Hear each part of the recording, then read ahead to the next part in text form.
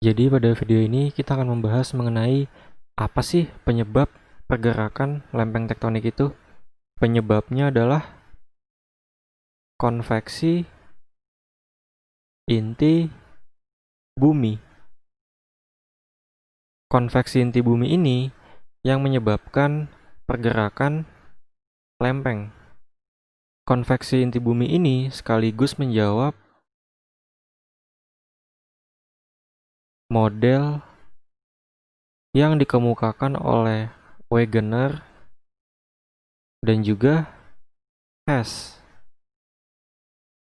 yaitu pada teori sebelumnya, pada teori pergerakan benua dan pergerakan dasar laut, yaitu dengan menjawab pertanyaan bagaimana antar lempeng bisa berpisah dan saling bergerak menjauh. Contoh konveksi bumi adalah sebagai berikut. Nah, ini adalah contohnya. Kalau kita lihat di sini ada litosfer yang mengarah ke kanan sana yang memiliki sifat divergen ini. Kemudian terbentuk suatu pegunungan dan ada juga palung laut. Peristiwa-peristiwa ini terjadi akibat pergerakan lempeng, yang penyebab utamanya adalah inti dalam yang sangat panas, yaitu sekitar 6000 derajat Celcius. Suhunya hampir sama seperti inti luar. Kemudian suhu yang panas ini memanaskan lapisan yang ada di atasnya, yaitu ada mantel bumi bagian bawah, bagian atas, dan juga lapisan astenosfer. Sehingga terjadilah proses arus konveksi di dalam lapisan bumi. Arus pada lapisan bumi inilah yang menyebabkan terjadinya pergerakan lempeng. Untuk lebih jelasnya memahami konveksi inti bumi ini, saya telah membuat analogi seperti air yang sedang dimasak. Proses yang terjadi di sini sama seperti pada konveksi inti bumi, yaitu ketika air dipanaskan,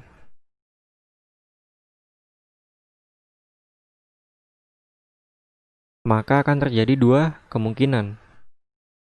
Yang pertama, perubahan suhunya itu konstan, yang menyebabkan berubah menjadi gas atau uap.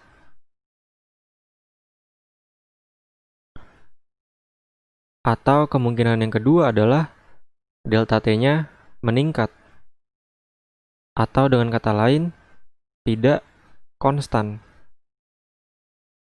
Sehingga suhunya naik, tetapi tetap menjadi air.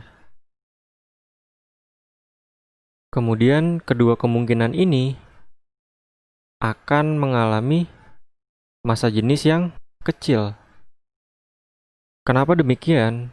Sebab kita tahu bahwa massa jenis berhubungan dengan massa dan juga volume.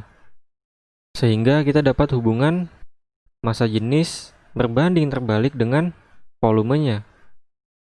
Sedangkan kita tahu bahwa ketika air itu dipanaskan, maka akan mengalami pemuaian volume, sehingga volumenya akan meningkat. Sehingga sesuai dengan kesebandingan ini, maka massa jenisnya akan mengecil. Kalau kita lihat di sini, massa jenis air yang kecil ini akan naik ke atas, kemudian dia akan mengalami pendinginan. Kemudian gas dan air ini akan memiliki massa jenis yang tinggi lagi. Selanjutnya ada dua kemungkinan yang terjadi, yaitu antara gas atau uap air ini lolos dari panci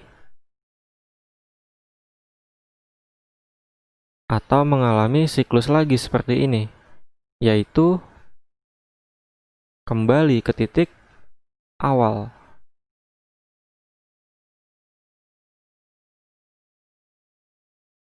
Yaitu menjadi air lagi, kemudian dipanaskan kembali. Proses ini juga yang terjadi pada inti bumi.